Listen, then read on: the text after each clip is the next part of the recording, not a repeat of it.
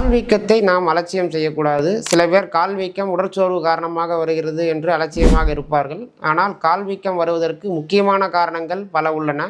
அவற்றில் முதன்மையானது சிறுநீரகங்களுடைய செயல்பாடு குறைவது. மேலும் சிறுநீரக பிரச்சனைகளை தவிர்த்து பார்த்தோமேயானால் இதயம், கல்லீரல் போன்ற முக்கிய உறுப்புகளுடைய செயல்பாடு குறைந்தாலும் கால் வீக்கம் வரும். ஆனால் இவற்றில் சிறுநீரகங்களை முதன்மையாக பரிசோதனை செய்ய வேண்டும்.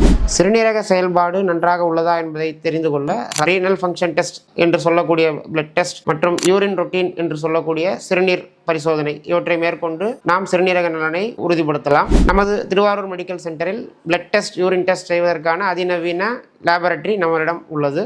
உயர் ரக scan facilities, ultrasound, CT, MRI மற்றும் அதிநவீன ஐசியூ வசதி நம்மிடம் உள்ளது. சிறுநீரகம் தொடர்பான ஆலோசனைகளுக்கு என்னுடைய கன்சல்டேஷன் காலை 9 முதல் 1 மணி வரை மற்றும் மாலை 5 மணி முதல் இரவு 9 மணி வரை என்னை நேரில் சந்திக்கலாம். மேலும் சிகிச்சை விவரங்களுக்கு கீழ்காணும் தொலைபேசி எண்ணை அழையுங்கள்.